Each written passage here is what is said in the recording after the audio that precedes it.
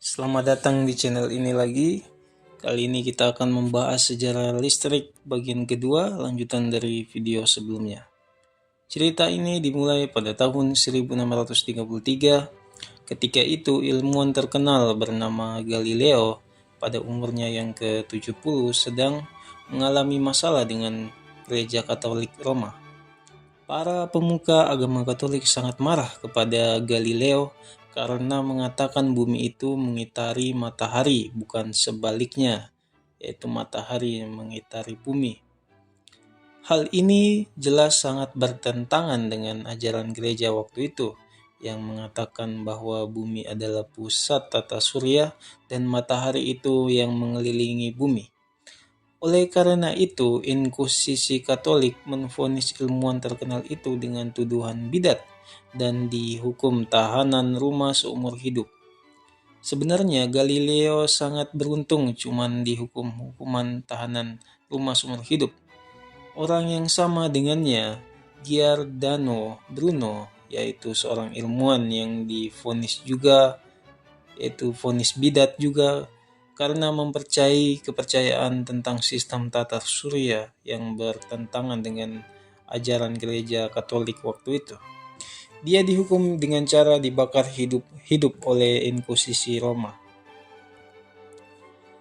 Pada masa tahanannya, Galileo melakukan eksperimen ilmiah mempelajari fenomena apakah udara memiliki berat seperti benda padat. Dia mencoba mengukur berat sebuah botol kosong dengan beberapa gram pasir sebagai pengukur di timbangan. Dia memperhatikan bahwa ketika dia menambahkan udara di dalam botol, botol itu bertambah beratnya, dan ketika dia melepaskan udara di botol itu menjadi lebih ringan. Dengan eksperimen ini, Galileo menyimpulkan bahwa ternyata udara itu mempunyai berat sama seperti benda padat, seperti kayu. 3 bulan sebelum dia meninggal, Galileo merekrut seorang asisten yang bernama Evangelista Torricelli. Pada tahun 1644, Torricelli terinspirasi dari Galileo melakukan eksperimen dengan air raksa untuk mempelajari tentang berat atau tekanan udara.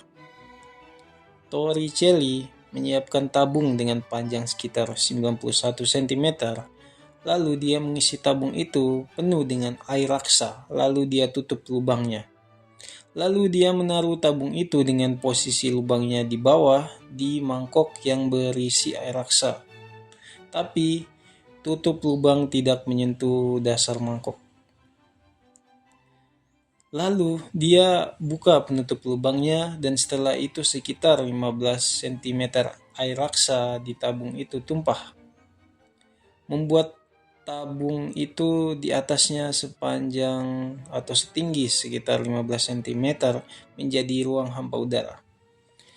Torricelli telah membuat ruang hampa udara dengan air raksa dan juga membuat alat pengukur tekanan udara pertama di dunia, yaitu barometer.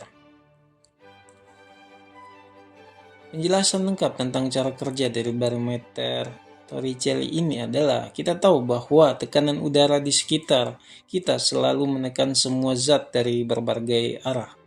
Di mangkok air raksa Torricelli ini, tekanan udara menekan air raksa dari atas mangkok.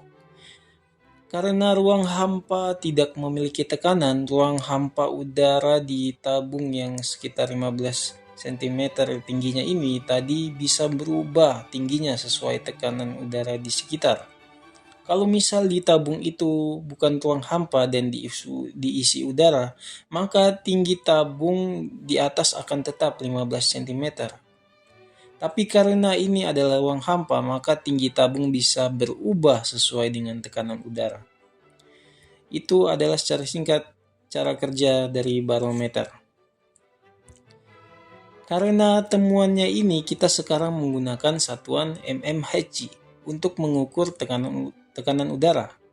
mmHg adalah singkatan dari milimeter per Hg. Hg adalah simbol kimia untuk air raksa. Selain digunakan untuk mengukur tekanan udara, mmHg juga digunakan untuk mengukur tekanan darah.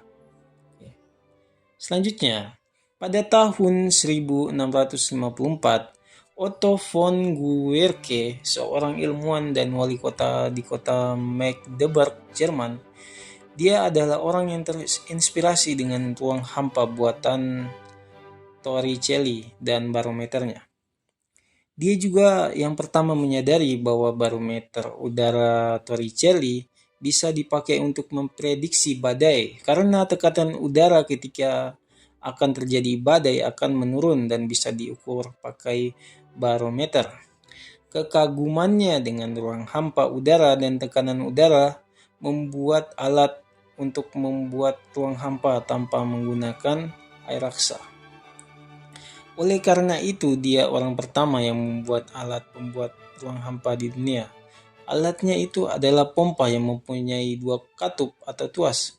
Pompanya itu bekerja dengan pertama udara ditarik dengan piston. Pada saat piston sudah ditarik, udara katup dekat wadah udara ditutup dan katup pembuangan dibuka.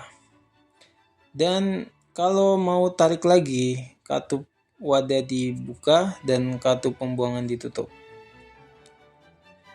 Setelah berhasil membuat alat pembuat ruang hampa udara, dia melakukan eksperimen dengan bola hampa udara. Guericke menggosok bola vakum dengan tangan atau kain wol. Proses penggosokan ini menyebabkan transmisi elektron dari satu benda ke benda lainnya. Bola vakum kehilangan beberapa elektron dalam proses ini dan menjadi bermuatan positif, sementara muatan negatif terkumpul di tangan atau kain wol. Bola hampa udara yang telah digosok dan bermuatan positif memiliki kecenderungan untuk menarik muatan negatif ke permukaannya. Benda-benda kecil di sekitarnya seperti potongan bulu atau serpihan kertas akan tertarik menuju bola hampa udara ini karena adanya tarikan listrik statis antara muatan positif bola dan muatan negatif bola benda-benda kecil tersebut. Dengan demikian, bola hampa udara Guericke ini menciptakan listrik statis dengan menghasilkan muatan listrik yang berbeda dan menunjukkan efek tarikan listrik statis pada benda-benda kecil di sekitarnya. Prinsip ini, eksperimen Guericke ini melibatkan ruang hampa udara untuk meningkatkan efek listrik statis. Tanpa ruang hampa udara, efek listrik statis mungkin tidak sekuat atau tidak terlihat jelas. Dan dari eksperimen Guericke inilah orang Eropa mengetahui lebih dalam tentang listrik statis dan ruang hampa udara. Hal ini juga yang menginspirasi banyak ilmuwan di Eropa dalam pengembangan pemahaman terhadap ilmu listrik. Dan itu saja penjelasan tentang sejarah listrik bagian 2 ini. Pembahasan berikutnya akan kita bahas di sesi yang ketiga. Sekian dan terima kasih.